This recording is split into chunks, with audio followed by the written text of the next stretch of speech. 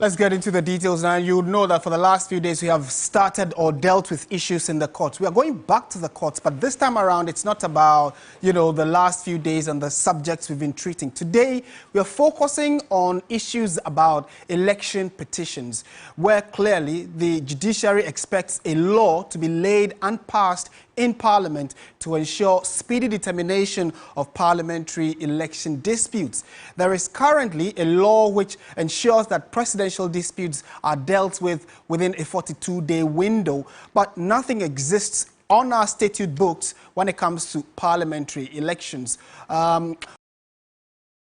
We are going to be looking at that particular subject in detail right now because the Chief Justice has also been speaking about it. Joining me in studio is my colleague, Mawana Egbeta, who has been looking through what exactly the proposals are and will be helping us put it in perspective for you. So let's go straight into the conversation. Thanks for joining us again. Pleasure as always, Martin. Right, to start with, we know that the first time as a republic that we had election petition was in 2012 when John Dramani Mahama, following the demise of John Atta Mills, became president in a period of 6 to 8 months, which shocked the NPP. They thought that something untoward had happened. So, because of that, they took it to court. Now, let's walk through what exactly transpired and why now there's a proposal for a relook at the timeline. And so, it was the first ever in our history as a country, like you rightly mentioned.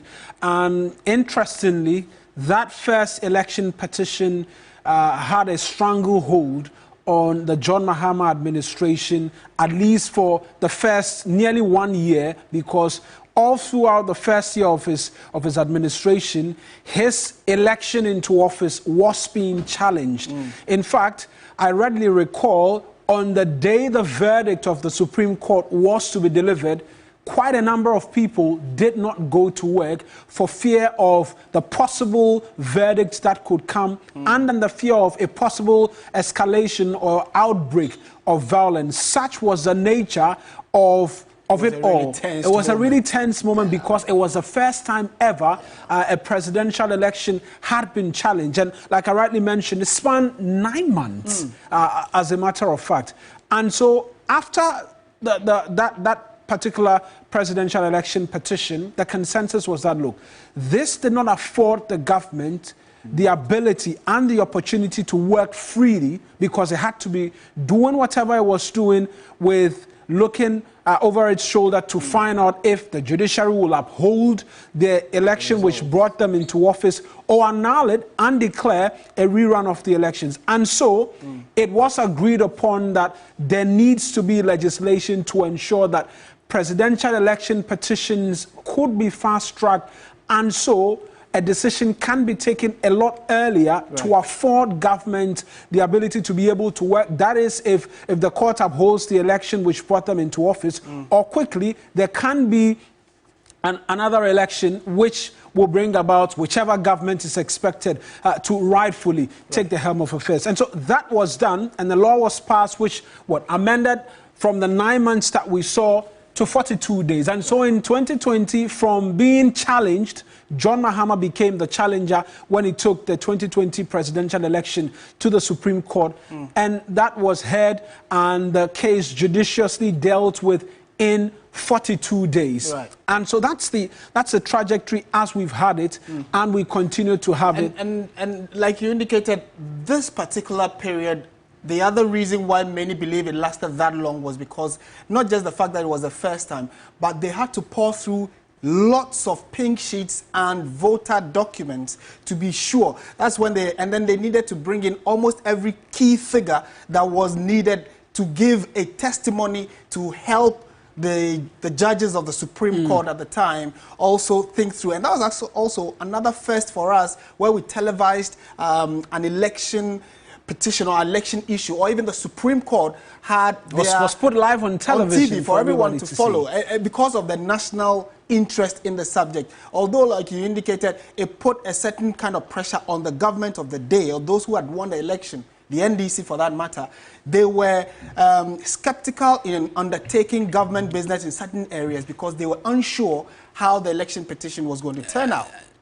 And even outside of that, what it does for investor confidence for the country is another thing that you can't talk about altogether, because with this impasse that's been ongoing in Parliament, we've heard from the experts, the business communities, who speak to the fact that with the uncertainty in Parliament, it doesn't bode well for investor confidence. In fact, we are expecting to put deals and some agreements before Parliament to aid our IMF bailout package, which we're currently under. And so just the difficulty in Parliament now, it's not allowing for investor confidence. So imagine an entire government wanting to go into the Eurobond market, which was a thing back then, and then the investors on the international market are looking at you and your finance minister and are asking the question, will you be the ones in charge in the next 2 years because there's an election petition? So such was the nature of the difficulty in terms of doing business. And so it was trite knowledge, you can really say that everybody will agree and come to the consensus that, look, we need to find a way to be able to do this quicker, to allow for a smoother transition and to allow for the government in power be able to efficiently do its work. Right. And fast forward to the 2020-2021 elections, when we had another election petition. And that one, it was interesting how it played out. After the elections, it was the Electoral Commission declared the NPP as winner. The NDC had issues. And across all media platforms and across board, everybody go to court, go to court, go to court. Because there was a precedent. There was a precedent, you know. So it's good that, I mean, I think that it's just normal that in law or per jurisprudence, in case there is an issue that has precedence, you look at the precedence to help you inform or, you know, make a decision on which direction to go. However, there are other questions that have gone unanswered, which include the 9-month period afforded a lot of people enough time to go through the documents like I indicated, but a 42-day period, is it enough to look at a total voter population of about, I mean, at the time, I think total voter population was about 13 to 14 million people who had turned out to vote. Are you saying that you are going to have enough time in 42 days to go through all those documents, to go through all the pink sheets from the constituencies, over 270 constituencies, and be sure that this decision we are going to make, we have had enough time to cramp through it all? That's interesting that this is the new timelines we are working with if we have to do presidential election disputes when it does ever come up. And Martin, I was mentioning the difficulty in being able to do business and likening it to the impasse that we have in Parliament. Well, there's some news coming in relation to Parliament as we have it. We know that the NPP caucus had written to the Speaker demanding an urgent recall of the House to engage on urgent government business. Yesterday we were on, the expectation based on a number of the happenings was that it could be recalled early November. Well, the Speaker has provided a date in relation to when that recall will happen. Let's just quickly walk through, and then we can return to the conversation in relation to presidential and parliamentary election disputes and the timelines. And so, pursuant to this, we're understanding that the Speaker probably before you get the specifics of it, let's bring you this quick insight, and then we'll bring you the specific details of this news just coming in.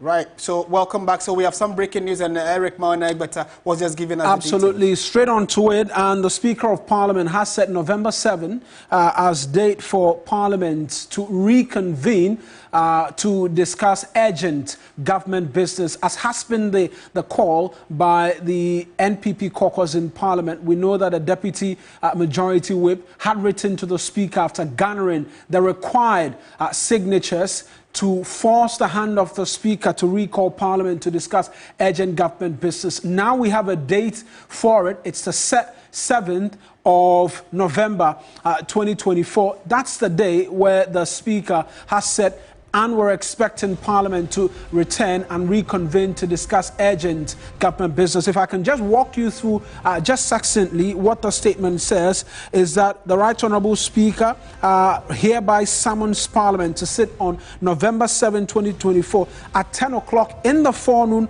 at the Grand Arena Accra International Conference Centre, dated in the office of the Speaker the 31st day of October 2024, which was yesterday. We're just catching wind of it. And so that's the latest in relation to the impasse in Parliament, which we were likening to the current development.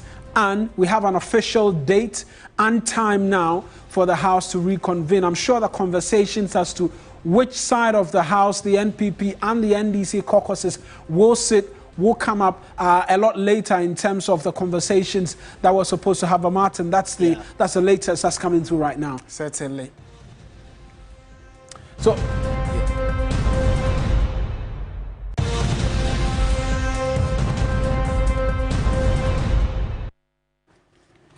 All right, so that's the news that has just come in, and actually, if you look at the letter, it was signed the 31st of October, which means yesterday. And it means that in the next 6 days, Parliament is expected to resume. Absolutely. And yesterday we indicated that the Speaker himself was actually out of the jurisdiction for other important parliamentary business, not just Ghana, but you know, he's been appointed ahead of you know, some parliamentary speakers' leadership, and he was there outside the jurisdiction working, and he indicated early November. So now we have a specific date, the 7th of November, where Parliament will be resuming. And you indicated, where is the majority going to sit?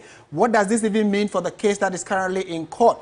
Who would sit where? I'm sure that in a build-up to that day, we'll definitely try and make sense of what is expected from either side of the House. Would they just go calmly and stay with the status quo before the Speaker's declaration of some 4 seats vacant? We are uncertain of all of that. But now the news is that Parliament will sit on 7th November, and here at your Election Command Center, we'll definitely keep tabs on all of that development for you. Talking about Parliament, though. Absolutely, and we will actually delve in the conversation straight into Parliament and parliamentary election disputes.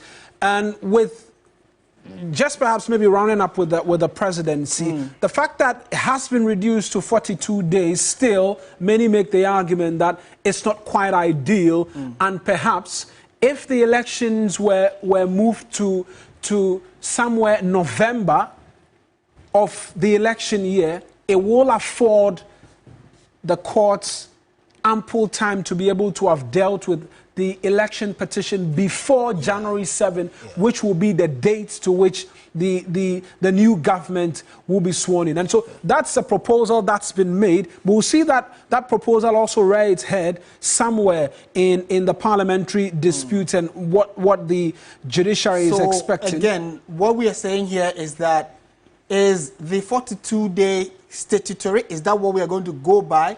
Or, like suggestions have come up, that Ghana should consider voting on November 7 or any day in November to give us ample time before probably. And, you know, it's interesting to know that our statute books do not give a specific date to indicate that parliamentary and presidential elections should be held on the same day. So we can choose to vote for the president now and later vote for parliament. It's become almost customary now that both is done on the same day. Maybe as part of the review of our constitution and review of our laws, it should be one of the considerations Parliament should look at, so that we do not have to force everyone to vote on the same day for presidential and parliamentary. It's a proposal. The conversation in relation to that is interesting, because there's a school of thought that if the days are split and the results are known for one, it will naturally affect the outcome of the other, because if the majority or the presidency is won by one side, then the natural tendency and the arguments that will be made heading into the parliamentary election is that we've already captured the executive, and so give us the legislature so that we can work. And so it's a dicey conversation. But you know, we should not. So I totally agree with you that it has the potential. In fact, to influence it's happening republics before the Fourth Republic, which lended credence to the government who won the presidency or won the parliamentary have some influences in I that hold a regard. different perspective on that, which is that we should be able to trust the Ghanaian voter to know that. That is why over time, some constituencies and even some regions have voted skirt and blouse. Means they know who they want to vote for. So we cannot assume that, and even then, there are people who say, well, if you have taken the executive, we will also claim the legislature, so we would vote for MPs. So we should give the Ghanaians some level of respect. It's an argument. It's an argument that can find grounds for a very beautiful conversation in terms of democracy and how well we're able to practice it. But if the argument, particularly this year, strong conversations came up about the possibility of having to move voting day to November instead of December. That between November 7 and then January 7 is 60 plus clear days to the swearing in of a new government. And if we're to fit the 42 days of a presidential election petition inside that 60 plus days, more than enough time for a presidential election petition to be dealt with and for a resolution and then a subsequent election to be held and then a subsequent declaration, which will then lead to a fresh government coming through without the burden of having to look over your shoulders whether or not the judiciary will allow the election that brings you into office. But let's get into... And run through that quickly because we need to take a quick break. And so with the parliamentary dispute, there's not been a clear timeline or a fixed timeline for the resolution of parliamentary disputes, which is why the judiciary is perhaps making this call for a legislation to be passed. In fact, it is on record in the fourth Republican democracy that we're practicing that the Ayawaso West Wogon constituency, for instance, had an election dispute which spanned the entire 4 years of the MP whose election was being challenged. Disputed. And so by the time that the verdict came and said that, oh, you didn't deserve to have won and be member of parliament, the tenure of office had elapsed. Right. And so it's gone on and on. Richard Jachikwesin's is another we can make reference to, which went well over 2 years and subsequently led to a by-election somewhere last year as well. And so it is what is bringing about proposals which we're seeing, which amongst many things, the argument is being made that, look, let elections be held in November of every election year, and let there be a legislation which allows for parliamentary disputes as well to be dealt with in 42 days. That will also fit quite well within the 60 days timeline between November and then January 7, which will see the coming into force of a new government and then a new parliament as well. Okay. And then we can have more than enough to be able to deal with the challenges on that front as well. And then we can make headway in relation to that. And so we know that here we are told that it's a maximum of 42 days to deal with presidential election disputes. But the proposal is that for the parliamentary dispute would have probably a period of 84 days to try and resolve whatever impasse that may be when it comes to parliamentary elections. So the conversation we've just had, if you're just joining us on Election360, is that we know that as of 2012, we did not have anything on our law books that deal with how quickly we can deal with election petitions. But now we have a law that says 42 days for presidential. Coincidentally, we didn't consider that we have two elections, presidential and parliamentary. Parliamentary we do not have, so there are proposals that between a period of 84 days, we should be able to resolve our parliamentary election disputes. It is yet to be laid in Parliament for consideration, and if it is approved or accepted by Parliament, then it means that also becomes law now. You're watching Election360 on TV3. Stay with us. We have many more interesting analysis and conversations for you right after this.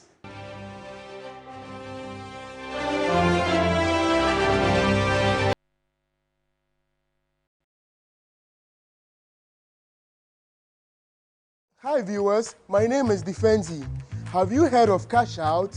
Yes, I have won on Cash Out. It all started one day, my wife was telling me about Cash Out, Cash Out, Cash Out. I was like, what at all is this Cash Out? Okay, so I had money in my Momo and I decided to give it a try.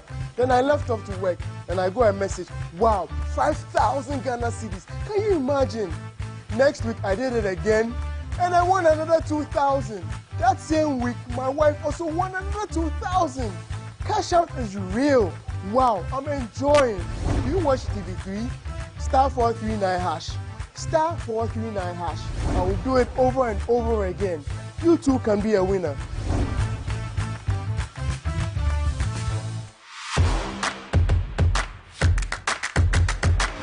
Yes!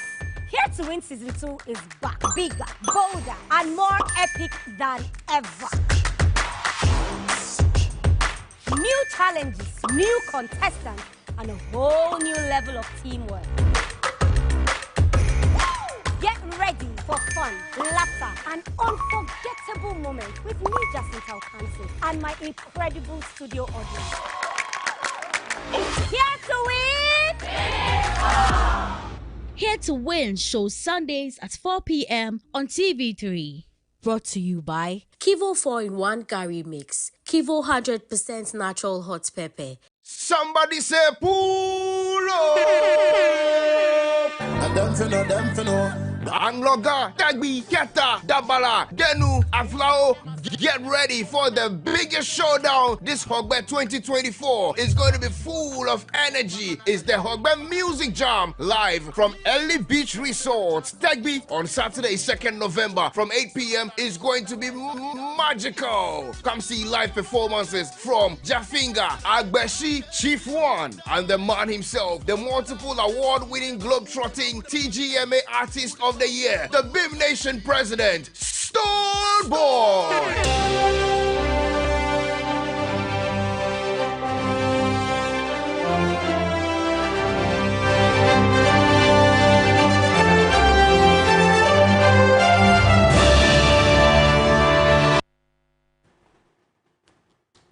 Welcome back to Election 360. Time now for the flag bearer of the NDC for engaging in politics of insults. Addressing party faithfuls and supporters at Kukwom as part of his Western North regional tour, Dr. Bawumia indicated that insults cannot win an election. So we'll listen to him and then also find out what exactly the electorates within the Western North region have been saying. Say Didier no Ashiasie. Enyosa Didier no Ashiasie. Asantifuona Omubu Omubese Kasatinte and Toponko. Enyosa Kasatinte and Toponko. Now the Amidibes also say Didier and Toponko. Didier and Toponko. And yes, who be attempts and go see who will see election. Who will see? The entire NPP, Yabeti couldn't know. A Juma, yeah. And you video, a Juma, Uba, and then Maba Abeshe University, I have also. Mabeshe Hospital, I see.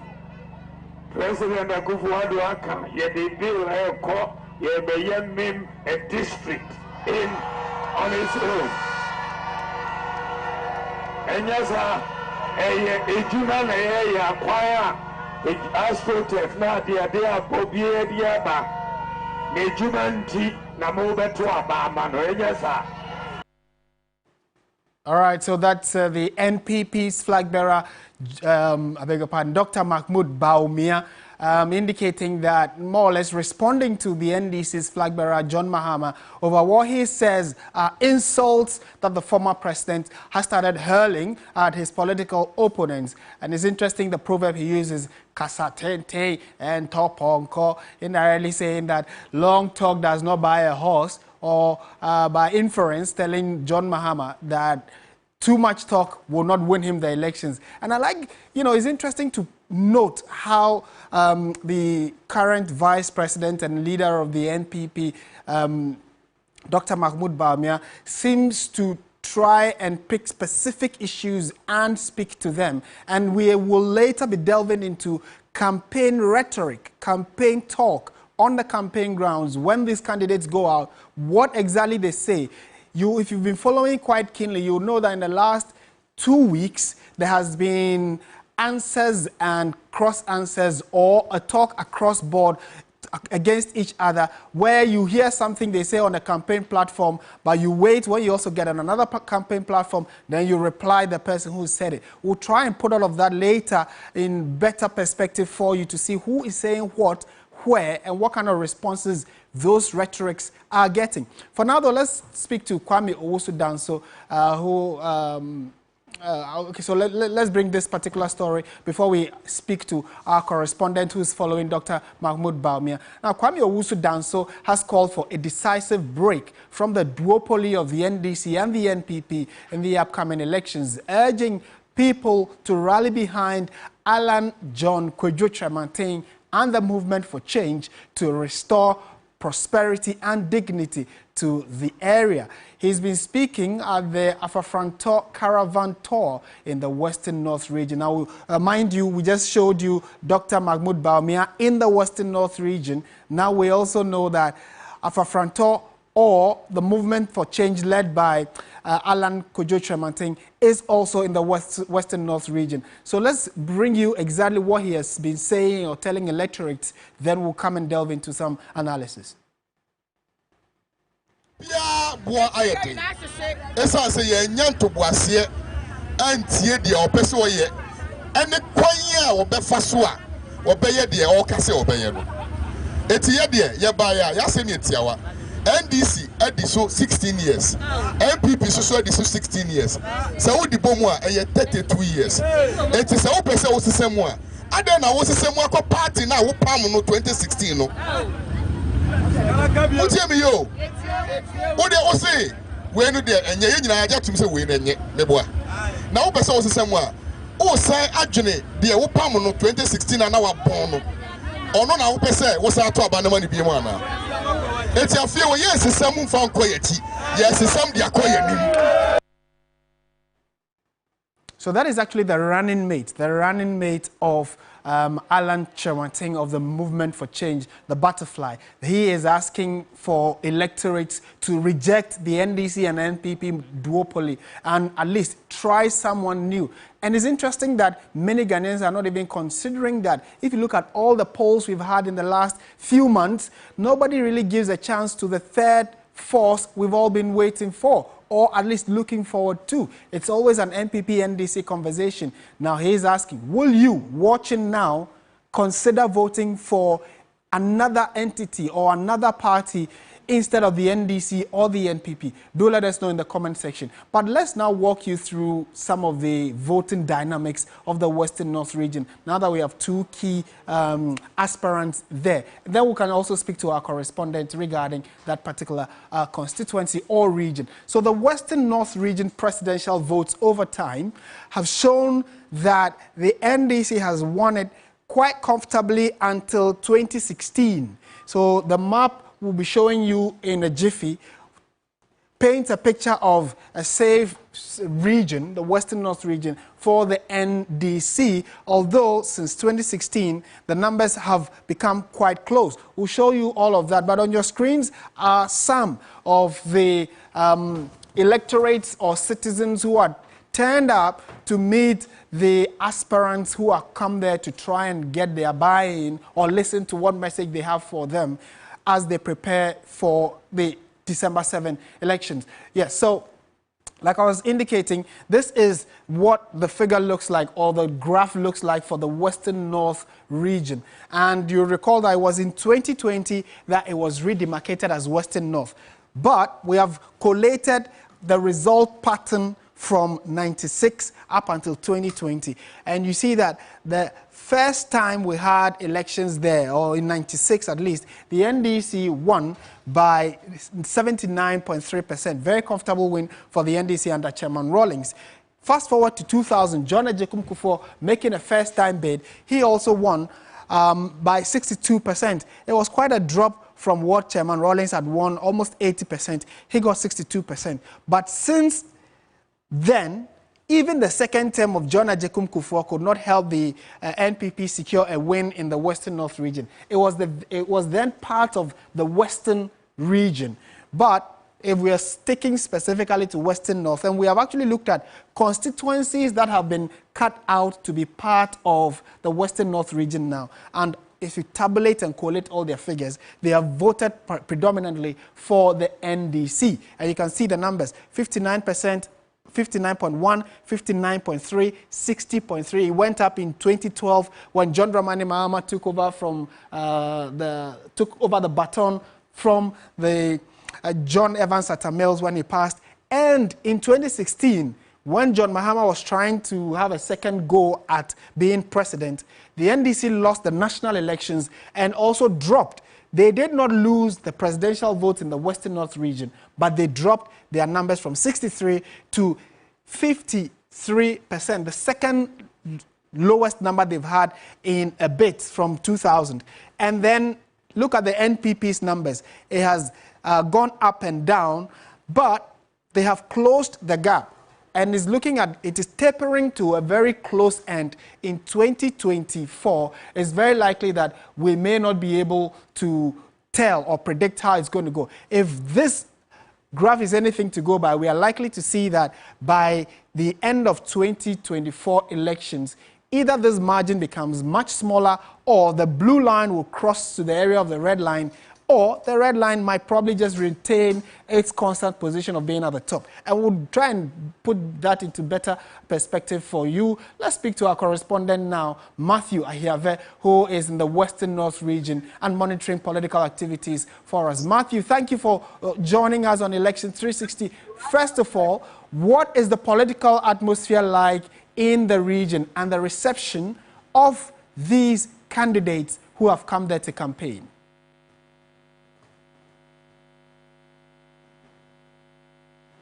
All right, Martin, the reception over here in Western North region has been so far so good.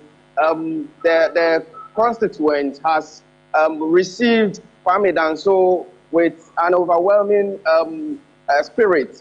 And this morning, as they prepared to journey back to Accra, it wasn't easy at a point where he was leaving the region. Right. And Matthew, so what are the topical issues that electorates within the Western North region are looking to hear or see before they vote on December 7th? What are the topical issues on the minds of the average Western North voter?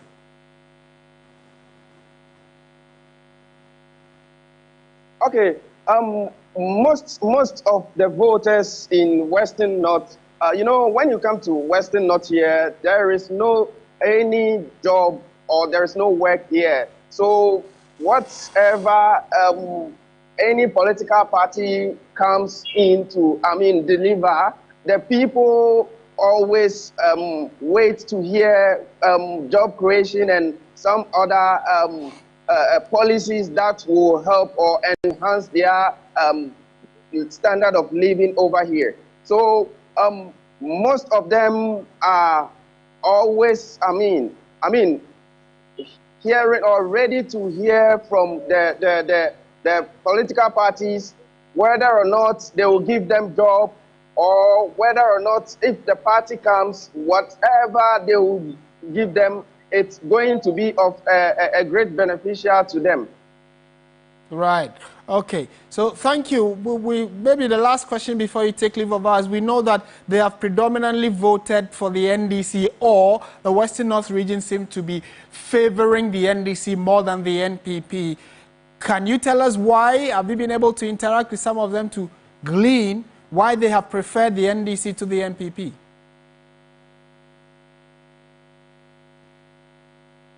Okay, when you talk or when you speak to some of the voters, what they normally say is this Oseshi has always been the hub or the seat for the NDC, and for that matter, when NPP took over from the NDC in Seshi, we also here, they have not seen any development they can boast of. They have not seen anything moving on and for that matter, they have made their mind to, vote or change their voting pattern this time around. All right, Matthew Ahiave, thank you for that report from the Western North region. Is our correspondent who's been following two key candidates who are in that region. We know the Vice President and the leader of the NPP, Dr. Mahmoud Bawumia, is there. Also, Movement for Change Vice President candidate, Vice Presidential candidate is also there, trying to canvass for votes ahead of December 7. This is Election 360. Time now for Constituency Watch.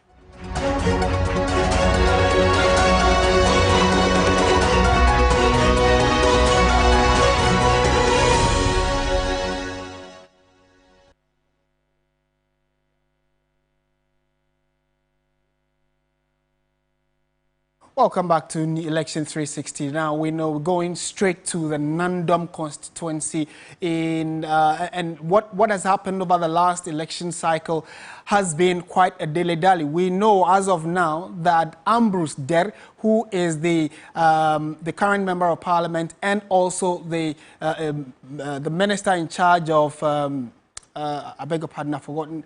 It just slipped my mind. But he is seeking re-election. He's a former Minister of the Interior. He is seeking re-election and has been vigorously campaigning. Actually, he's also been touting some of the achievements personally he achieved as minister and then also for the constituency, and has been asking electorates to vote for not just him, but then also the NPP's current flag bearer in the person of Dr. Mahmoud Bawumia. So let's go to the constituency, gauge the mood and the thoughts of the people there, what they expect from their candidates. Then we can come and look at the numbers of Nandom over the last few electioneering period. It was formerly known as Laura Nandom Constituency until 2012, when it was split into Laura Constituency and Nandom Constituency. Before the split, it was an NDC seat until 2008, when Ambrose Der snatched it from Dr. Benjamin Kumbuo of the NDC. In 2012, Dr. Benjamin Kumbuo won the seat again when Bidzieden and the DFP rejoined the NDC. In 2016, Dr. Kumbuo did not contest again. Richard Ku-Ira, who represented the NDC, lost to Ambrose Der. Ambrose Der retained the seat again in 2020. The Nandom constituency is bounded to the north and west by the Republic of Burkina Faso. It is constituted by 88 communities with 86% of the inhabitants living in rural areas. Its closeness to Burkina Faso offers it a strategic location for international interactions and exchanges. The incumbent MP and former Interior Minister Ambrose Der, who is seeking a third-term bid, is expected to lock horns with his main contender from the NDC, Richard Ku-Ira, again. It must also be noted that the NDC has always won in the presidential elections. It's yet another election year, and the voters have this to say. Nandom road dualization is one of the many facades, but we are happy Nandom people have come to terms with the kind of people we are dealing with as a political party. They have always thought that at least all that they need during election is to come and splash money. To the extent we have an MP who has now transmogrified himself into a human ATM machine. If you touch him, money flows. I feel like voting for John Mahama. We voted for Nana Akufo-Addo and we are facing difficulties, so we must change to a different person. My decision to change is based on educational issues, graduate unemployment, the high cost of food prices, and the recent serial killings. The MP has done his best, but it's not enough. People like me do not benefit anything from it. We are discerning and we can decipher the truth from lies. So, thank God, voting time is almost due, and then I don't know what they will come and say again, because where we have reached, there is nothing that can be done again. But we will show them the exit this coming elections.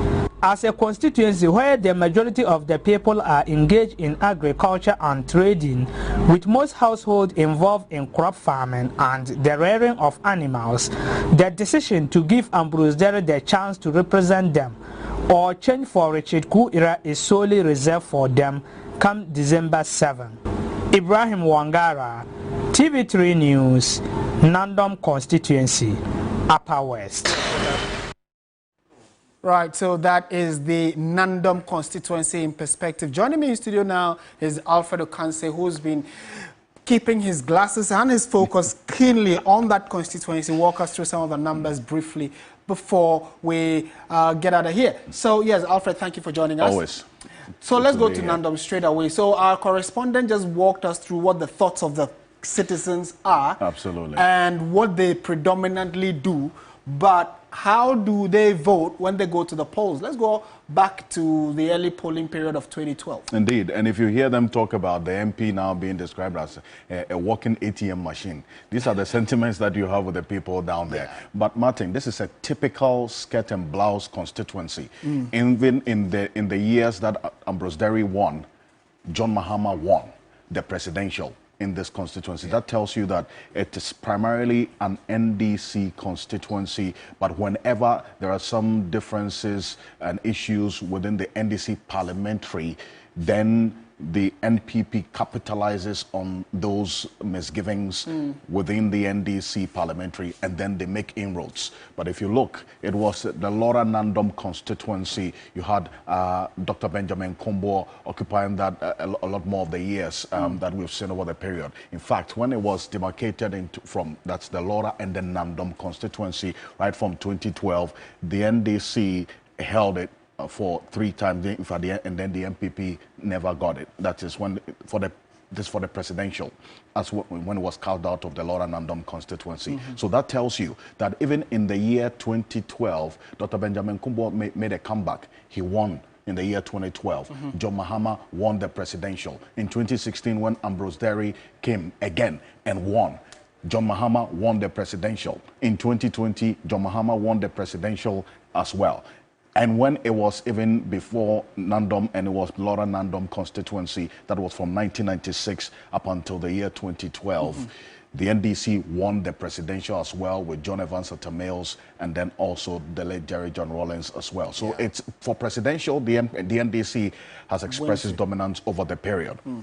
But for the parliamentary, this is where, if you start from 2012, when it was demarcated from, that's the Laura Nandom and separated, that's Nandom and Laura, the NPP has won twice and the NDC has won once. That was in 2012 when Dr. Benjamin Kombo did a comeback because he lost in the 2008 elections. Remember, that was when Ambrose Derry won as well, even though the NDC won the presidential in that election. He did a comeback, won again in 2012. Then in 2016, Ambrose Derry did a comeback. He won it. In 2020, he retained that particular seat as well. But when it was Laura Nandom before 2012, Ambrose Derry won in 2008 alone. But right from 1996, the NDC has been winning as well. In the year 2020, and I want you to pay attention to the margin difference. You see that it's not that significant. That should tell you that every time the NPP has won that constituency, you would always have the NDC having some issues in there. But take a look at this. This is what happened in the presidential election. This is the most recent election, the 2020 and the 2020 elections. John Mahama having a dominance in there, 51.94%, as against, even though there was an NPP parliamentary candidate who was the incumbent MP, presidential Nana Addo Dankwa Akufo-Addo lost in that Nandom constituency. You can see the same as well for the parliamentary. Even though John Mahama won the presidential, the NDC's candidate there lost the parliamentary. It stands to reason that who are the persons going into this year's election, the same Dr. Richard Kore, how is he going to do it differently? What message is he sending as well? Ambrose Derry is no more a minister of Interior. How much of an impact will they have in the constituency, especially because of the dynamics, the makeup, and then also the expressions of the people as we have seen so far? So he's seeking re-election, hoping to get a 3rd term. And then now we have the NDC putting up a new candidate in the person of Dr. Richard Kure, who is hoping to be a first-time MP for the Nandom constituency.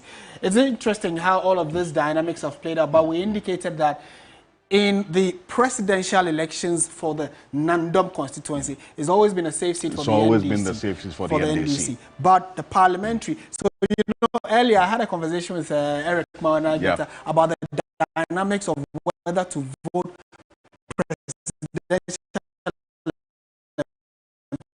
parliamentary on the same day. And he posited that there's a likelihood if you do presidential elections first, and we know who the winner is, it's likely to influence the voting pattern of the people for the parliamentary. And if you look at this, if it's a skirt and blouse situation, you definitely you don't want to take that risk. People will do that. So indeed.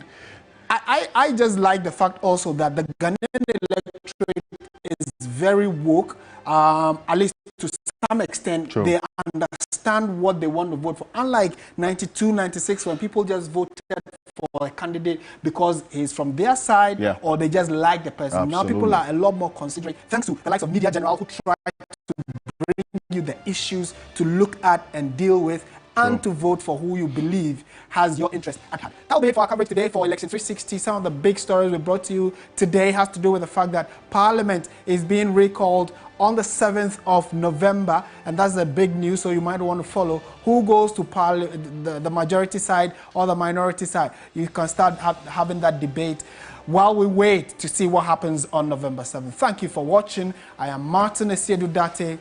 Hasta la vista.